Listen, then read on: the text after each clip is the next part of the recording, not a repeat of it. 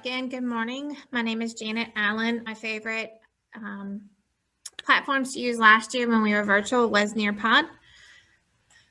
So like I said, I'm going to go over some of the features that I think are pretty cool in Nearpod. But just to get started, I put in a collaborative board, which we'll talk about in a little bit. Have you ever used Nearpod before? And if so, how did you use it? One thing I like on the teacher side, you can approve comments before they're posted if you have some that you know might try to post something inappropriate. This is a good way to monitor that. I'm just going to click no for this session. And if you did not log into the Nearpod, you can feel free to put some responses in the chat as well.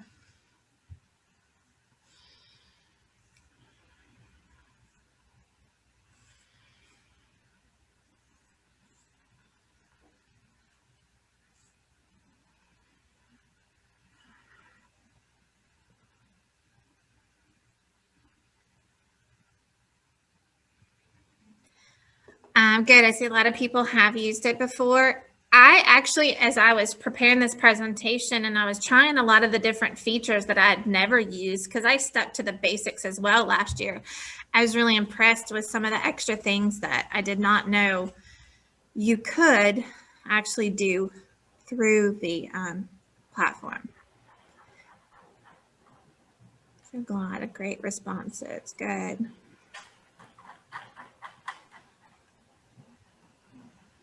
I didn't think about using it for small groups. I did use it a lot in my math class, so I could use the illustration feature so that I could see their work and see how their mathematical thinking, but I never thought about using it in small groups. Very good idea. All right. So again, another little feature they have is the poll. So very quickly, on a scale of 1 to 5, how familiar are you with the features?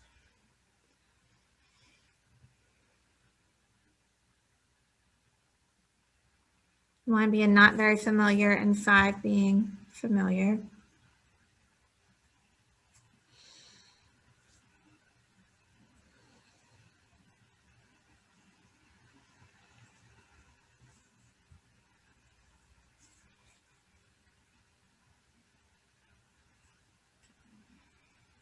All right, I see we're kind of spread out on the board here.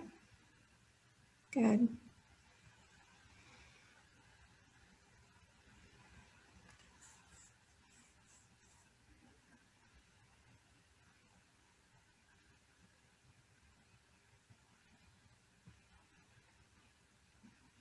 All right, so a lot of us are in the 3 range. And a lot of us are also at the 1 range. So good spread here. All right, so I'm just going to kind of jump into it. Like I said, I'm just going to kind of basically hit a lot of the features just because I was kind of like, oh, wow, I didn't know Nearpod did that. And so hopefully y'all will learn something, at least a new feature or two throughout the presentation. So again, why I like Nearpod, I felt like, especially when we were virtual, it allowed for more student engagement and participation. I also had documentation that I could go back and show parents to back up that good or bad participation in class. And as a math teacher, it allowed me to see their work, which was so important with 4th grade and trying to teach regrouping and multiplication, and some of those where it's really easy for them to get mixed up. I could easily see their thought process, see where they're getting mixed up, and redirect them. And I also liked it because when they're on certain screens, you can showcase the work of students who are doing well. So instead of always using my examples, I could showcase the students who did a really great job. And for those of you that are not familiar with Nearpod, thank you those that are helping in the chat. Again, I'm trying to get back into the swing of handling both sides of the Zoom. There are 2 ways that you can create your own Nearpods. And I'm going to stop sharing this really quickly. You can actually go into Google Slides and start a blank presentation. And let me share that screen. And then if you go under add-ons in your Google Slides, there is a Nearpod add-on, and you can just open Nearpod. And then there's all your features that you can add in over here on the right-hand side. I like creating them in slides first because I like the layout options and the different backgrounds and colors. And I think it's lets me be a little more creative. You can also go to Nearpod, which is not going to let me do because I have the one Nearpod open, but just like you would do a PowerPoint, you could create a new one within Nearpod itself, and you can still add all those same features. I just liked doing it in Google Slides a lot of the time because I'm more familiar with Google Slides and I make them more often. And so to me, it was just easy just to add everything in Google Slides. And I can show you an example real quick. So say I want to add in the collaborative board. I just click on it. It's going to kind of connect with the Nearpod platform. Enter my question. Maybe something I'm going to ask my kids on the first day of school. Save it.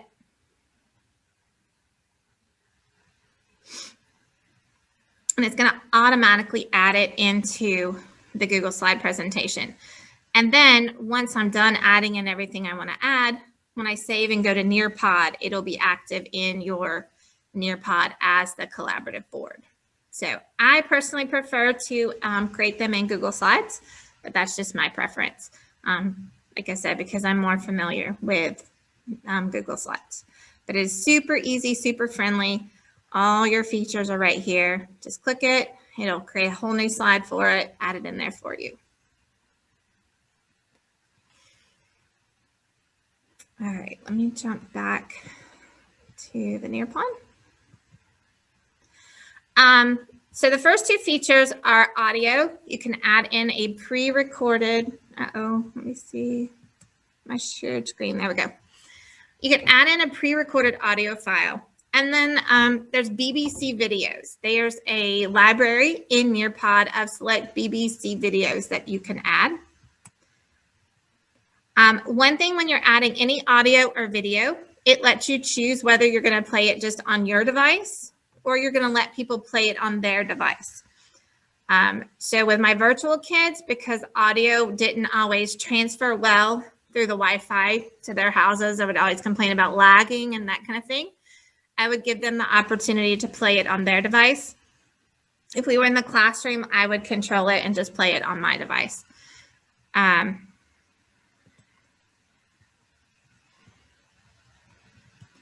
So just playing around yesterday, I created a little audio.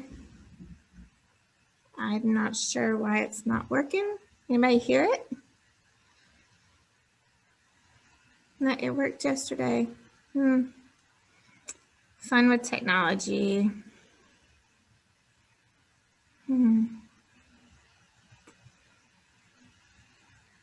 Interesting. Not sure why.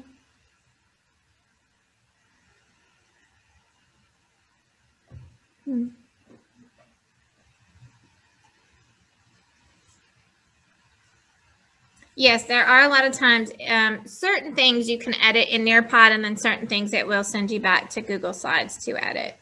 And it just a question. When you shared your screen, that you say share sound, I know sometimes depending on what program it is, if you don't click on share sound, it won't share the sound to everyone else. Let me go back and try doing that. Nope. You know what? Again, I am so out of the habit, and it's kind of embarrassing, but I'm so out of the habit of Zooming that I forgot to click it. I'm extra nervous this morning for some reason because it's like, oh, I got to Zoom and I haven't done it for months. Let me try that one more time.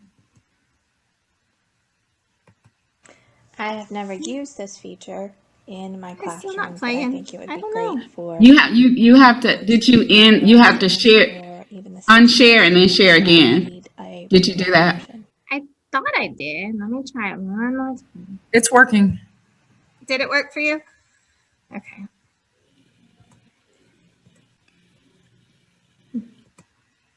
I have never used I this still can't feature hear it. Okay, in maybe my y'all can. classroom, but I think it would Yeah, we can hear it now, Janet. Okay, those I can't hear it, which is really students weird. or even the I don't special know. ed students that need a read But yeah, aloud I option. thought the audio feature would be cool because I have had a lot of the special ed students or even ELL students that have to have that read aloud. So that could give you that option to give them some read aloud instructions on the Nearpod. I'm not going to play this video, but this was one of the cool BBC videos that they had. It was something I thought would be a cool brain break. It was how dogs mentally like calm us down and help us feel better. But they had some really cool videos in the BBC options that I never thought about. I always go to YouTube for my videos. Never thought about going to the BBC library of videos. The collaborative board is the one we already did. If you're like using Padlet, which I've always loved using Padlet, this feature allows you to do it without having to leave Nearpod, which was something that I liked.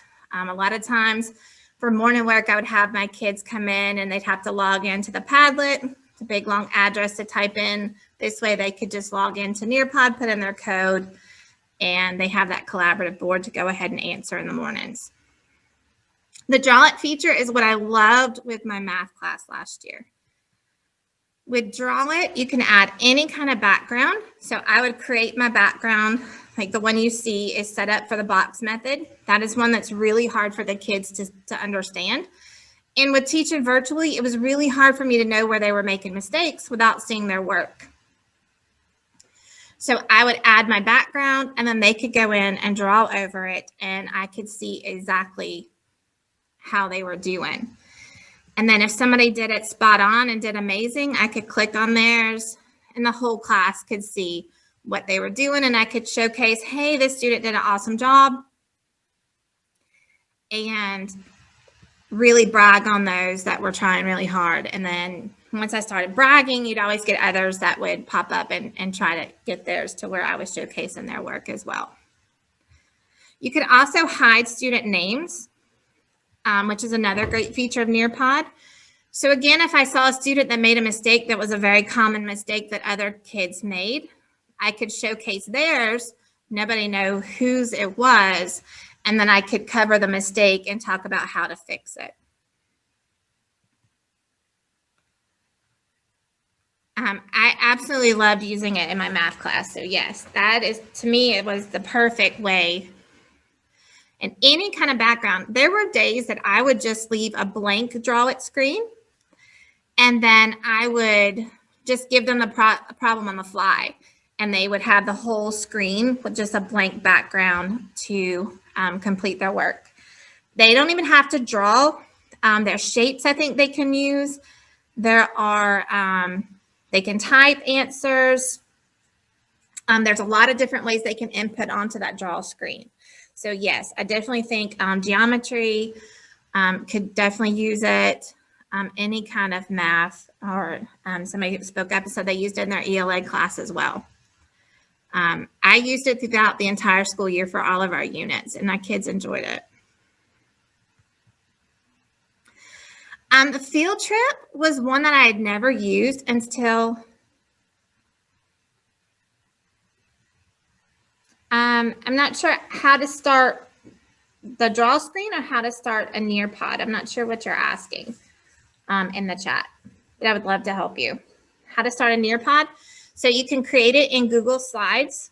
There's an add-on feature, or you just go to Nearpod and then you create it like you would a PowerPoint. I prefer Google Slides just because I'm more familiar with it. And I can go back and show that again at the end too. The virtual reality field trips I thought were really cool, and I didn't even think about going on a field trip through Nearpod. But that would have been really awesome last year when we couldn't go on real field trips. And then vocabulary. Our school didn't have vocabulary last year, and I was like, oh no, because there were so many good math vocabulary videos that I've always relied on in my lessons, but you can still connect to them through Nearpod. So even if your school doesn't have that vocabulary subscription, you can find them in Nearpod, which was awesome to me. Just for fun, here's one of the virtual reality field trips. You can kind of zoom through Mars. I thought these would be cool, even for a brain break, to let our kids just kind of explore. There's also some great places around the globe if you're teaching history. I think there was one on Stonehenge. There's a lot of really cool places. Some underwater ones if you're teaching science and y'all are doing the ocean. A lot of really cool field trips on here. This was a vocabulary video I popped in here.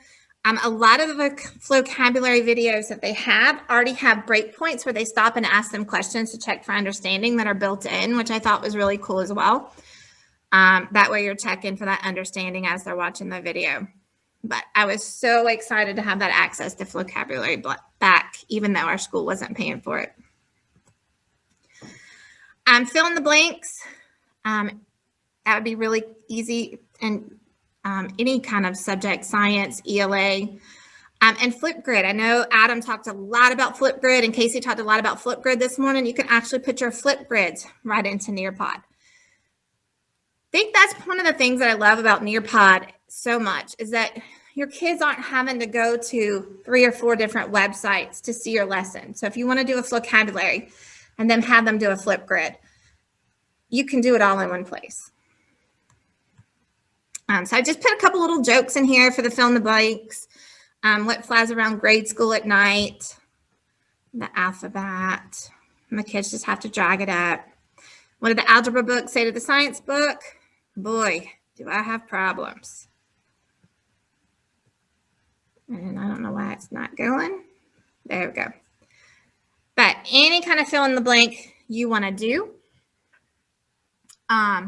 you can do it. You simply type in everything that you want to say, and then once you save it, it'll let you click out the words that you want to be the blanks, and it builds the word bank for you.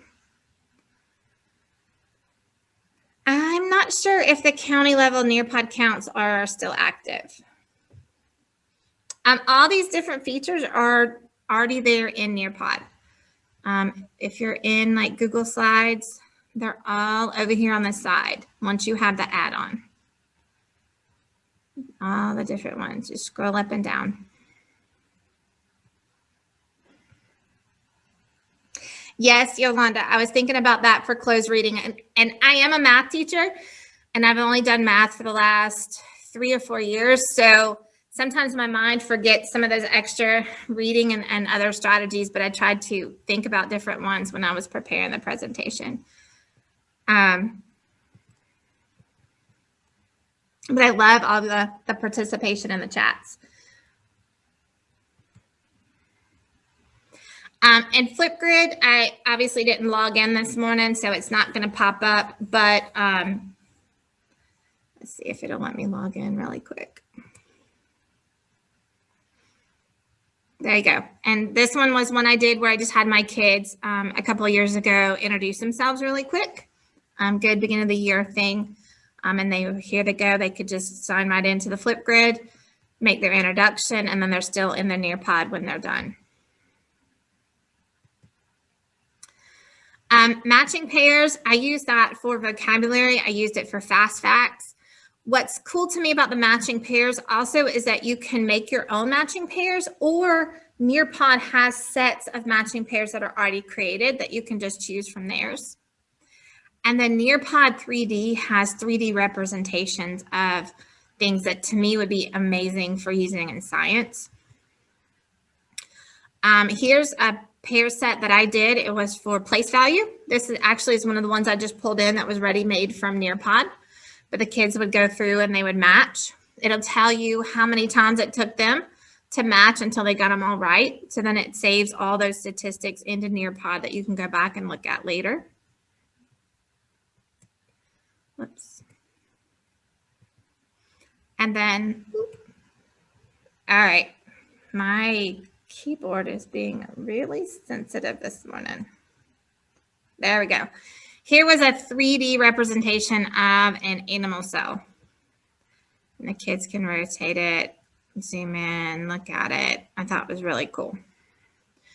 So a lot of really cool science things that they have that are 3D representations. Open-ended questions I've used a lot just to check for understanding throughout a lesson. And then a PDF viewer just allows you to insert a PDF. So again, if you have like an exemplar or some kind of document that's already a PDF that you want them to be able to look at and maybe write it down on paper or insert on paper, you can insert that into the Nearpod. And again, they don't have to go anywhere else. You don't have to hand them a worksheet. They've already got it. So here's an open-ended question. What are you most looking forward to throughout the school year? I'll give y'all a second to answer in the chat or answer on the Nearpod.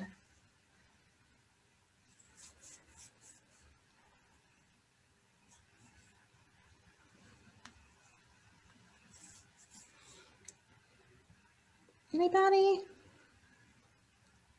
I know personally I was extra nervous about coming back this year for some reason. I'm hoping it'll be a little bit of a normal year compared to last year. Yes, seeing students face to face.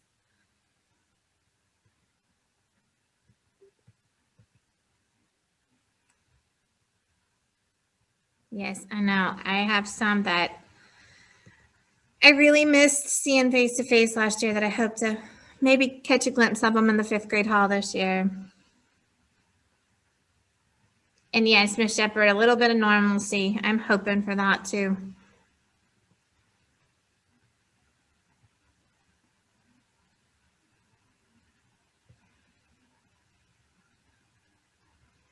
Yes, love it. Great answers. All right, I don't want to run out of time, so I am going to keep going, but awesome answers. I love it. Here's the PDF viewer. So this was an exemplar I stuck in here. So actually, if they click on it, it'll take them to where they can see the entire document. And then you can go back to the Nearpod. Oops. A poll we did at the beginning, so I didn't add another one in, but that's just another way to get a quick glance of how they're feeling about what you're teaching. And you know, a lot of times in person we do that. Okay, give me a 3, 2, or a 1. You know, hold up your fingers of how you're feeling right now. That poll could be a quick way to see that. I'm not sure if they can interact with it PDF. I haven't tried that feature a lot. That would be something that would be really interesting to know. And there is a way to go back and show parents for the negative and positive participation. And I'll try to remember to go back and show you that at the end. Because that was very helpful last year for me. Quizzes are just multiple choice, quick check for understanding quizzes. I didn't add one in, but they're pretty simple to make. The PHET simulations I thought were really cool. I'm going to show you one of those in just a second. And also, if you have a pre-made PowerPoint or Google Slides or a pre-made Sway, those can actually be added into the Nearpod as well. So maybe you're going to teach vocabulary and you've already made that slideshow for your vocabulary. That whole slideshow can go ahead and be added into your Nearpod. The interactive simulations, this is one on fractions. They can choose a level to start. And then it's very interactive. So the kids really have to work to build the fractions that they're trying to build. Lots of different ones, lots of different subjects that you can choose from, but another piece of engagement that you can add into your Nearpod. Time to climb, if you have friends that are obsessed with Kahoot, it's like a Nearpod version of Kahoot. So the kids are competing to answer quiz questions. You can make your own, or there's pre-made ones you can already add in. And then you can add any videos. Now, Nearpod has their own bank of videos, but you can find any YouTube video and you can add it in there. And then it'll give you a chance to add your own check for understanding questions throughout the video. So here's a video that I found. It was just I was playing around. It's Schoolhouse Rock. It was the 2's version for multiplication. I pulled it out, and then I just added one little question so you can see how it goes. But you can add your own questions throughout. So yes, it is kind of like Edpuzzle within Nearpod. And I think that's, again, why I just love Nearpod so much, because it takes all these little technology pieces that we've used for years, but you can find it all in one place. So you're not having to go to Padlet. You're not having to go to Edpuzzle. You're not having to go to Kahoot. You can do everything in one place. It's like a one-stop shop. And that's to me why I love it so much.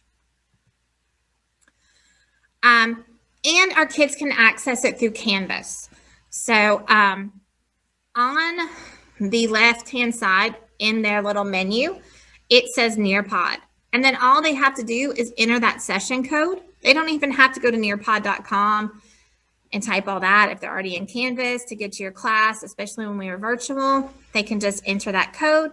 It'll bring it right up inside the Canvas window. I also, when I was absent for subplans, I would put a Nearpod in as an independent assignment. So to do that, you could just create an assignment in Canvas like you normally would. You're going to click that external tool, and then you would find Nearpod in the list, and then click the student paced version. And then they're working on their own time at their own pace. And then select Nearpod again to finalize it, save and publish your assignment, and it's all right there in Canvas.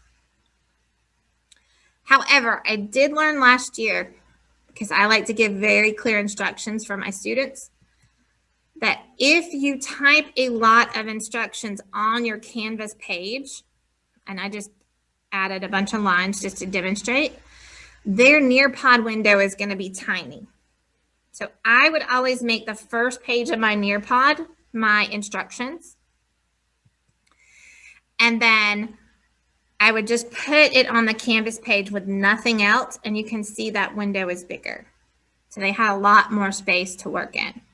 And the good thing about connecting it through Canvas, it already has their name. They don't even have to type their name in. It's already connected it to their account. Now let's see if I end this session. Some people were asking about participation. So if I go to my presentation and I go to reports,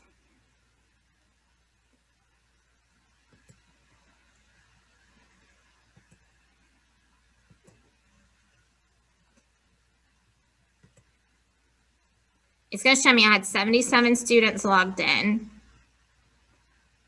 And then it's going to have details.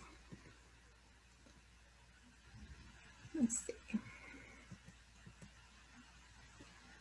So I can see, I'm not trying to call anybody out. I'll use Mr. Stevo because I know Mr. Stevo won't mind. Mr. Stevo didn't participate in the poll, but she did in the open-ended question. She did on the draw it. She did in the fill in the blanks. So she participated in about 50% of the activities.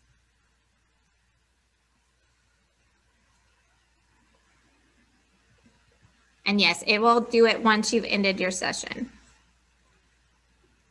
And what I did last year, because I teach math and I had 5 blocks of math, I would start a new session for each block so that I was only looking at the kids for each block instead of one session for all 130 kids that we had. So I would have 5 sessions going for each of my Nearpods. But that way I kept them in their own blocks, so that it was easy for me to go back and go, okay, block 1, this is who participated. Block 2, this is who participated. But then I could go to parents and go, hey, your child didn't participate in class today. And I would have the report to prove it and show them, you know, hey, they logged in, but they didn't do anything while they were in the Nearpod. So yes, that way it does provide a lot of information. And then I know somebody was asking again how to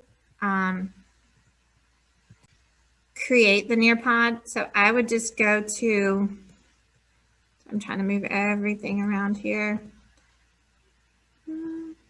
I'm just going to open a new tab.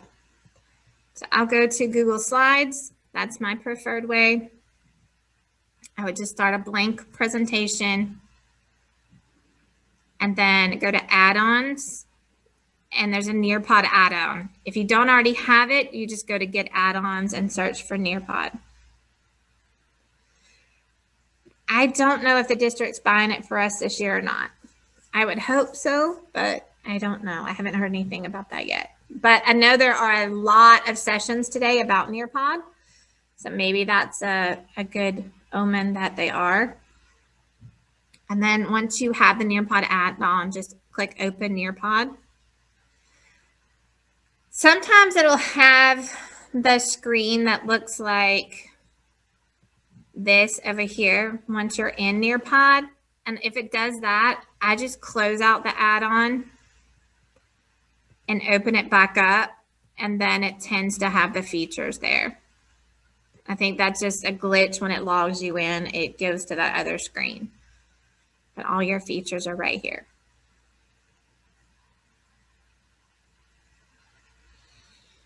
And yes, that is exciting. If we are a Nearpod district, then yes, we should all have it. And like I said, I love it because to me, it's like a one-stop shop where you can just find anything you need. I know I went kind of fast, but I also knew that I want to make sure I got through everything. Does anybody have any other questions or comments? I know I've seen some great comments in the chat. Anything that you want me to go back and cover again?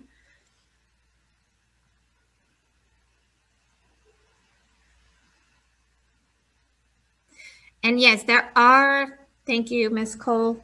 There are some pre-made Nearpods. Let me share my screen and show those. When you go into Nearpod, there is a Nearpod library. So you don't always have to create your own. There are featured videos, activities, lessons. I know as far as math, there were a lot of lessons that integrated Khan Academy. There's also ones that were created by the Nearpod team. You can search subjects, you can search grade levels. There's a lot of pre-made lessons already on Nearpod. Last year I did, let me go back, share with my co-teacher, but what I would do is I would find the Nearpod that we were going to use for our lesson. And then if you go up to the little 3 dots, you can click share with teachers, and then it'll let you share that way. And that's how we did it. And then I just sent her the link. I think I sent her the editable link so that she could go live in her classroom, because a lot of times we would split where I would have half the class and she would have half the class for that Nearpod opening part. And then we would break into small groups. But that way we had smaller groups from the get-go. And she would just do the same Nearpod in her room. So I would send that editable link so that she could go live in her class. All right, I'm trying to keep up with all the questions. If I skip one, I apologize, just put it back in there. The PHET simulations. So, sorry, I'm hitting all sorts of buttons. If I go back, like I'm going to create a Nearpod, and I go down, it's this right here, the PHET simulation. Just click on it. And I'll show you all the different activities you have to choose from. There's staff picks. You can choose math elementary, science elementary, and there's all sorts of ones for light. Man, just think about when I was teaching science, how cool these would have been, so the kids can actually get to play with bending light and see what it looks like. Circuits, constructing their own little circuits. All sorts of ones over here. And then to get to the reports. You just go to reports over here on the side. And then, oh my goodness, my mouse is so sensitive this morning. All right, go to reports. Find the Nearpod you want to look at reports for. Click on it. Click that session that you were doing. And then it's going to show you your participation.